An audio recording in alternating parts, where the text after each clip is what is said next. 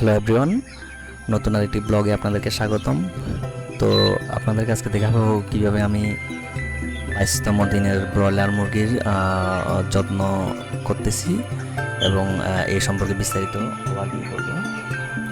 তো আপনারা দেখতে পাচ্ছেন যে আমাদের এখন লিটারগুলো কীভাবে কোদাল দিয়ে উল্টিয়ে দেওয়া হচ্ছে। যেহেতু এখন বর্ষা মৌসুম, লিটারগুলো একটু ভিজা বাসে সেদ্ধ হয়ে যায়, তো সেই জন্য আমরা ডেলি 3বার এগুলো ভালো করে উল্টিয়ে দিই, যাতে মুরগি সুস্থ থাকে এবং লিটার না ভেজে। তো দেখতে পাচ্ছেন মুরগিগুলো খুব ছোটাছুটি করতেছে, সেটা দেখে বোঝা যাচ্ছে যে মুরগিগুলো আলহামদুলিল্লাহ সুস্থ আছে। তো আমাদের এখানে 2000 ব্রয়লার বাচ্চা আছে। তো এই বাচ্চাগুলোর ওজন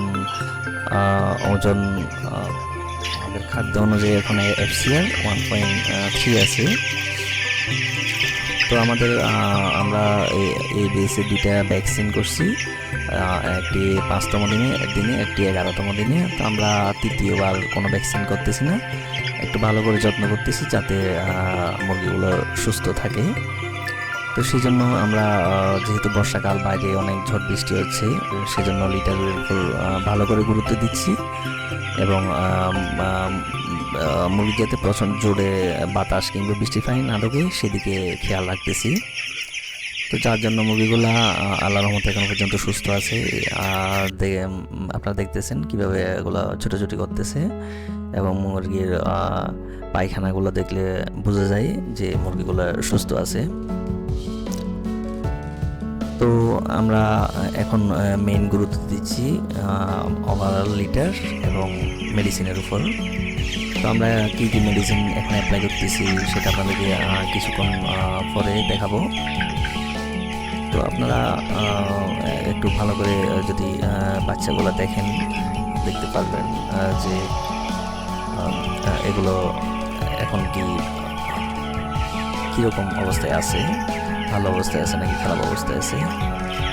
তো আজকে আমাদের এই বাচ্চাগুলোর এভারেজ ওয়েট হচ্ছে 800 গ্রামের মতো, প্রায় 800 গ্রামের কাছাকাছি। তো আমাদের এখানে বাচ্চা আছে 2000। তো আমাদের এই পর্যন্ত খাদ্য খাইছে 40 বস্তা, মানে 2000 কেজি প্লাস। তো সেটা যদি আমরা 2000 কেজিকে আমরা এভারেজ মুরগির ওয়েট দিয়ে ভাগ করি, তাহলে আমরা FCR পাবো। আমাদের এখানে যদি 800 গ্রাম ধরি, তাহলে আজকে আমাদের এখানে সবগুলো বাচ্চা 2000 বাচ্চার ওয়েট আছে প্রায় 1500 থেকে 1600 কেজি। আমাদের খাদ্য খাইছে এ পর্যন্ত 2000 কেজি। তো সেটা যদি আমরা ভাগ করে পাই, তাহলে প্রায় আমাদের FCR 1.3 থেকে ভালো আছে।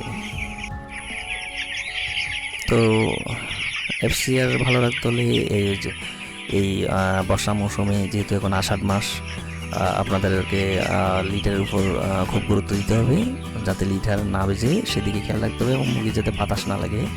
অনেক বৃষ্টির সময় আসলে অনেক বেশি বাতাস আসে চারদিক থেকে, তো তখন আসলে পর্দাগুলো নামিয়ে দিতে হয় আর কি। তো দেখতেছেন আমাদের স্টাফগুলো কীভাবে কাজ করতেছে, কোদাল দিয়ে একটু একটু করে ওগুলো উল্টিয়ে দিচ্ছে। তো আমাদের এই ওষুধগুলো আমরা এখন অ্যাপ্লাই করতেছি। এখানে কিটিটনিক আছে, ইমিউনি বিল্ড আপ আছে, যাতে মুরগিগুলো সুস্থ থাকে, সেই জন্য আমরা এই ওষুধগুলো এখন প্রয়োগ করতেছি। তো এখন পর্যন্ত আমি কোনো অ্যান্টিবায়োটিক প্রয়োগ করা লাগে নাই আজকে 22 দিন পর্যন্ত। তো আমরা অ্যান্টিভাইরাল এবং ভিটামিন এই ওষুধগুলো এবং ইমিউনিটি বিল্ড আপের জন্য এই ওষুধগুলো দিয়ে মোটামুটি মুরগিগুলো সুস্থ রাখছি। এখন পর্যন্ত কোনো সমস্যা দেখা যায়নি আজ পর্যন্ত। তো এরপর ভিডিওতে আমি আবার দেখাবো যে মুরগিগুলো তখন আমরা কী অ্যাপ্লাই করতেছি, কী মেডিসিন দিতেছি এবং ওজন কতটুকু আসছে, সেটা আমি নেক্সট ভিডিওতে দেখাবো। তো আজকের ভিডিও পর্যন্ত সবাইকে ধন্যবাদ ভিডিও দেখার জন্য। আল্লাহ হাফেজ।